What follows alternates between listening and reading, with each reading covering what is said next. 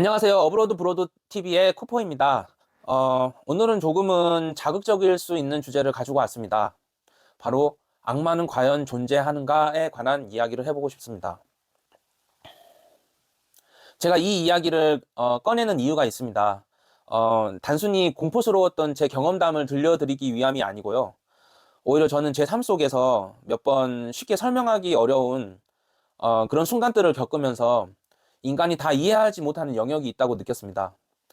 그리고 어, 제가 이 사이트를 포기하지 않는 이유도, 그리고 계속 개발해 나가는 이유도, 제가 이런 어둠의 시간을 지나면서 결국 어둠을 제대로 인식해야지만이, 빛의 소중함을 더 절실히 깨닫고, 그리고 제가 나아가야 하는 방향도 보이기 시작할 수 있다고 믿었기 때문입니다. 어쩌면 저에게는 이 사이트를 만들어 나가는 과정이, 빛을 향해 나아가는 하나의 방법일지도 모른다고 생각했습니다. 일단 제 근황부터 말씀을 드리자면요. 저는 여전히 개발자 동생과 어브로드 브로드 사이트를 만들어 가고 있습니다. 사이트를 만들기 위해서 전체적인 도면을 완성을 시켰습니다. 그리고 그것을 실제로 구현해 나가는 과정이 있는데요. 그런데 현실적인 부분에서 생각보다 조율해야 될 것들이 많습니다. 그래서 개발자 동생과 타협도 하고 어떨 때는 실랑이도 하면서 하나씩 맞춰 나가고 있는 상황입니다.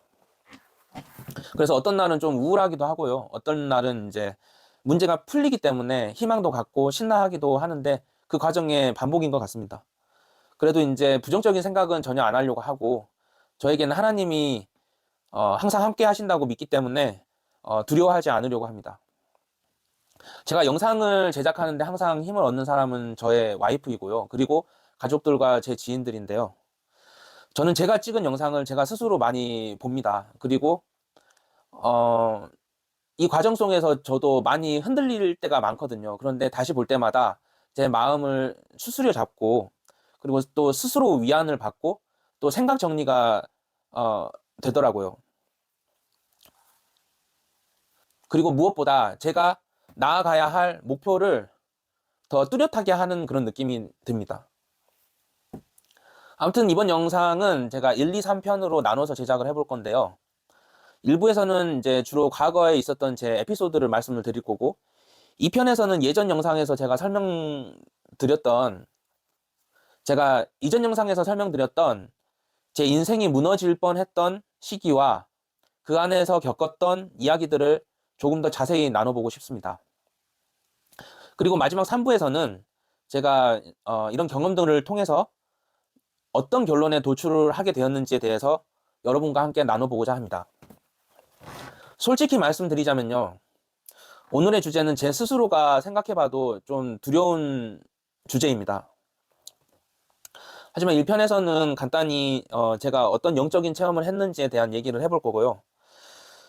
짧은 영상 안에 여러 에피소드를 담아야 하기 때문에 바로 시작해 보겠습니다. 첫 번째 에피소드는 제가 초등학교 입학하기도 전 아주 어렸을 때의 이야기입니다. 저는 그때 유령 같은 존재를 본 적이 있습니다. 제가 어릴 때는 저희 집 형편이 넉넉한 편이 아니었어요. 어, 부모님은 공업용 접착제를 판매하는 일을 하셨는데 그때 이제 판매소하고 저희 집이 같은 구조 안에 있었어요. 그래가지고 1층은 판매소였고 2층은 저희 집이었는데 그런다 하더라도 이제 계단마다 이제 접착제 박스 같은 거를 많이 놨고 일부는 이제 저희 집에서 창고로 둔 장소가 있어서 거기다가 쌓아두었는데 그렇기 때문에 집안 곳곳에 본드 냄새가 가득했습니다. 그래서 그런 이유에서인지는 몰라도 저는 어렸을 때부터 몸이 허약했거든요. 그리고 항상 기침을 달고 살았어요. 그래서 초등학교 입학하기 전까지는 저는 항상 병원을 다녔었고, 그래서 대부분의 시간을 친구들과 놀러 다니지를 못하고 집안에서 누워 지내곤 했습니다. 특히나 이제 부모님이 두 분 다 일을 하셨기 때문에 저는 집안에 혼자 누워서 천장만 바라보기 일쑤였었거든요. 그런데 어느 날이었어요. 어머니가 퇴근을 하시고 집 안으로 들어오셨는데 어떤 한 남자가 따라서 들어오는 겁니다. 근데 그 남자의 의상 차림이 검은 옷을 입고 있었거든요. 그런데 저는 어린 나이임에도 불구하고 그 광경이 참 이상하다고 느껴졌어요. 당시 저는 누워 있었어요.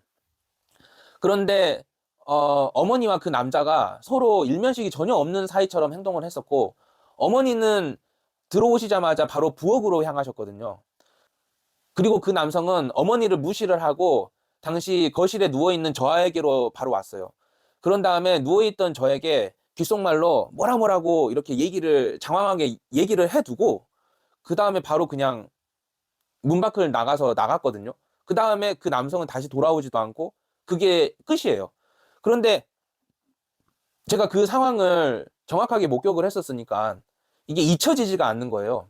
그래서 제가 나중에 이제 좀 중학생이나 고등학생이 될 때 그런 얘기를 이제 어머니하고 나눠도 봤었고, 근데 어머니는 전혀 그런 기억을 못 하시고, 그리고 또 특히나 이제 제가 이런 얘기를, 우리 그런 기회가 있잖아요. 이제 서로 이제 지인들끼리 모였을 때 공포괴담 얘기를 할 때 제가 꼭 이 얘기를 한 번씩 했었거든요. 그런데 이제 그때마다 이제 그 남성이 제 귀에다가 했었던 얘기를 좀 제가 좀 덧붙여서 꾸며내서 얘기를 했었어요. 그런데 이제 솔직히 저는 그 얘기가 어떤 내용이었는지는 정확하게 기억을 못 하고요. 사실 어렸을 때 그 당시 상황에서도 어떤 얘기의 맥락이었는지 이해가 안 됐었던 것 같아요. 그런데 이제 분명히 그 일이 있었었고요.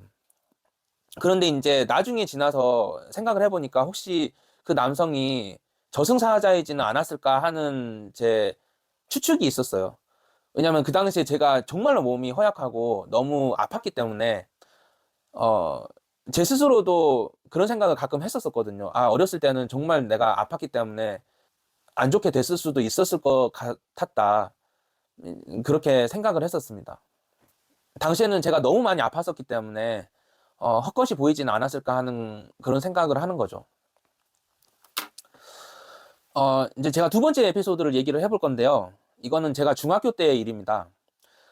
당시에는 이제 부모님이 열심히 일하신 덕분에 저희 집이 괜찮은 아파트로 이사를 가게 되었고, 형편도 굉장히 좋아졌어요.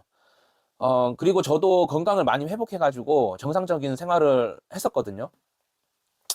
그런데 어느 날 밤 잠을 자고 있었는데 꿈속에서 어떤 할아버지 한 분이 나타났어요. 꼭 산신령 같기도 했었고 이렇게 수염을 기르신 분이셨거든요. 그런데 이제 그분이 저한테 하는 말이 뭐냐면, 누구누구야, 당장 너 여동생을 구해라, 이렇게 말씀을 하신 거예요. 그래갖고 저는 그 얘기를 듣자마자 이렇게 확 하고 일어났어요. 일어난 다음에 아, 이게 무슨 꿈이지 이렇게 생각을 해보다가 이제 오줌이 마려워서 화장실을 갔다가 나오는 찰나에 여동생 방 쪽에서 바람이 이렇게 훅 부는 게 느껴지는 거예요. 그리고 당시에 그 어린애들은 다들 그런 경험이 있을 것 같은데, 이제 혼자 자는 거에 대해서 무서움이 많은 사람들은 문을 열어놓고 자요. 살짝 열어놓고 자거든요. 그런데 저희 여동생이 혼자 자는 거를 무서워했기 때문에 항상 문을 살짝 열어놓고 잤어요. 그래서 그렇다 보니까 저희 여동생 방에서 갑자기 불러오는 바람을 제가 느낄 수 있었던 거죠. 그래서 제가 여동생 방 쪽으로 가가지고 이렇게 여동생 방을 이렇게 유심히 한번 살펴봤어요. 무슨 일인지. 그런데 당시 여동생 방 안에 피아노를 놨었거든요. 근데 피아노를 창문가 끝에다가 놨었어요. 그런데 여동생이 깨어나서 피아노를 딛고 올라가지고 창문을 연 다음에 창문을 열고 뛰어내리려고 했었던 거예요. 근데 제가 뒤에서 이렇게 얼른 달려가가지고, 저도 근데 순간적으로 공포가 왔거든요. 그런데 여동생을 구하겠다는 집념으로 뒤에서 여동생을 안은 다음에 들어가지고 침대에다가 내동댕이 쳐버렸어요. 그래가지고 여동생이 이렇게 침대 이렇게 넘어갔거든요. 근데 여동생이 이제 중얼중얼 뭐 이런 말을 하는 거예요. 그런데 제가 그냥, 그때 오빠들이 무섭잖아요, 어렸을 때는. 그래서 너 조용히 하고 자, 이렇게 하니까는 여동생이, 물론 더 심한 말을 했지만 이제 여동생이 그냥 조용히 하고 그냥 바로 잠이 들어버리더라고요. 이제 그 다음 날이 됐어요. 그 다음 날이 돼가지고 제가 여동생한테 너 어저께 무슨 일이 있었는지 알아? 이렇게 물어봤는데 여동생이 기억을 하나도 못 하는 거예요.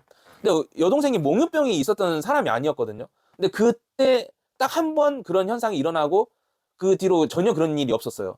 그런데 그 뒤로 여동생이 얘기를 해주는데, 자기가 어릴 때부터 가위를 되게 많이 눌렸다는 얘기를 해주더라고요. 근데 지금 이제 여동생 남편을 만나기 전까지는 교회를 다니면 이제 그런 현상이 많이 없어졌었고, 특히나 이제 여동생이 지금은 교회를 다니고 있지 않은데 지금 남편을 만난 뒤부터 이제 그런 현상이 전혀 없어졌다고 하더라고요. 그리고 마지막 세 번째 에피소드는 세 번째 이야기는 제 아버지가 돌아가시는 당일에 있었던 일입니다. 당시 저는 뭐 예전 영상에서 잠깐 설명을 드렸지만서도 관절염이나 이런 게 너무 심했어요. 그리고 교통사고를 여러 차례 겪으면서 후유증이 너무 심했기 때문에 군복무를 하지 못하고 공익요원이 됐었거든요. 그래서 이제 그 치료를 받아야 됐기 때문에 제주도가 아니고 서울에서 병원을 다니면서 그 치료를 계속 받았어요. 근데 당시에도 지금 현재 와이프인 여자친구가, 당시에는 여자친구죠. 주말마다 와가지고 제 병수발을 해줬어요. 그리고 이제 병원에 가면은 무릎이나 이렇게 인대에다가 주사를 되게 여러 방을 놔요. 그러면은 제가 다리에 힘이 풀려가지고 걷지도 못하거든요. 그래가지고 저희 와이프가 저를 부축을 한 다음에 제가 기숙을 했던 하숙집까지 이렇게 데리고 가지고 이제 음식도 만들어주고 그랬었어요. 그래서 이제 아버지가 돌아가시던 당일날도 이제 아마 그때가 주말이었나 그랬을 건데, 여자친구가 와 있었거든요. 그래서 아버지가 돌아가시던 당일에도 저는 이제 여자친구하고 같이 서울에 있었어요. 그래서 그날 밤 잠을 자고 있었는데, 꿈속에서 이제 아버지의 이미지가 보였던 건 아니고, 그냥 누가 그냥 귀에 대고 그냥 크게 소리치는 것처럼, 누구누구야! 정신 차려! 이렇게 외치는 소리가 들리는 거예요. 제 귀에. 그래갖고 갑자기 누가 귀에다가 팍 이렇게 큰 소리를 친 다음에 외치니까는 제가 깜짝 놀라서 일어났죠. 순간적으로 놀라가지고. 근데 아버지 목소리를 분명히 들었거든요. 그런데, 이게 뭐지? 이렇게 잠깐 생각을 하다가, 이거 뭐 꿈인가 뭐지? 하다가 그냥 다시 이렇게 누워 있었거든요. 그래갖고 놀란 마음 진정하고 그냥 가만히 있었는데, 몇 시간 뒤쯤에 고모로부터 전화가 온 거예요. 고모로부터 전화가 온 다음에 아버지가 돌아가셨다는 거예요. 아버지가 돌아가셨다는 얘기를 듣게 됐어요. 그래가지고 저는 이제 당황해가지고 이제 바로 이제 제주도로 내려갔죠.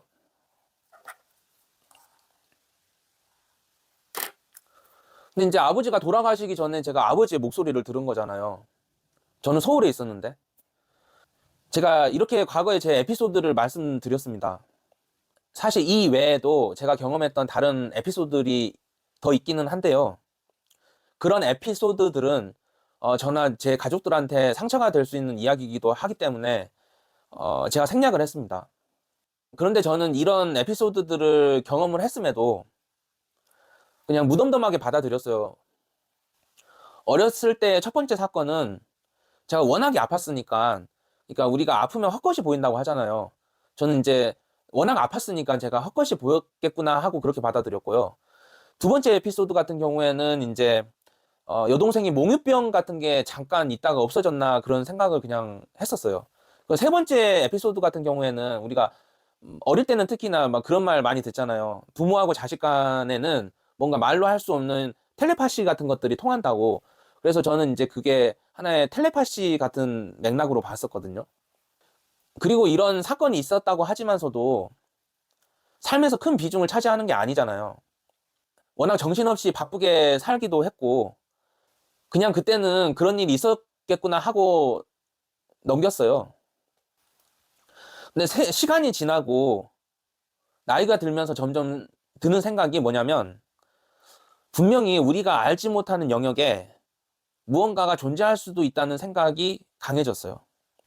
그리고 만약 이런 현상들이 우리의 착각이 아니고 진짜로 우리에게 영향을 준다고 생각을 하면 우리는 이 부분들을 어떻게 생각을 해야지 될까요? 제 경험들을 한번 정리를 해보자면은, 첫 번째 검은 옷의 남자는 사실상 저에게 어떠한 영향도 미치지 않았기 때문에 중립적이라고 봐야지 되겠죠. 그런데 두 번째 에피소드에서 저희 여동생에게 해를 끼치려고 했던 존재가 분명히 있다고 하면은 그건 악한 존재일 겁니다. 그리고 저에게 여동생을 지키라고 한 존재는 선한 존재겠죠.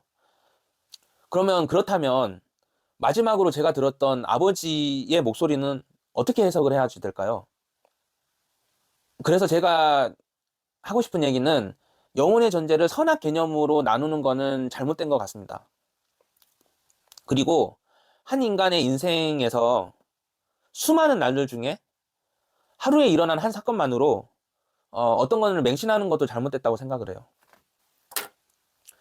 그런데 분명한 거는 물론 이 세 가지 사건 이외에도 몇 가지가 더 있지만서도 이것들은 제가 직접적으로 경험했었던 것들이고, 이 경험들이 이후 제 삶에 있어서 앞으로 제 삶에서 벌어지는 어떤 사건들을 바라보는데 다른 시야의 의식을 깨닫게 해준 계기가 되었다는 겁니다.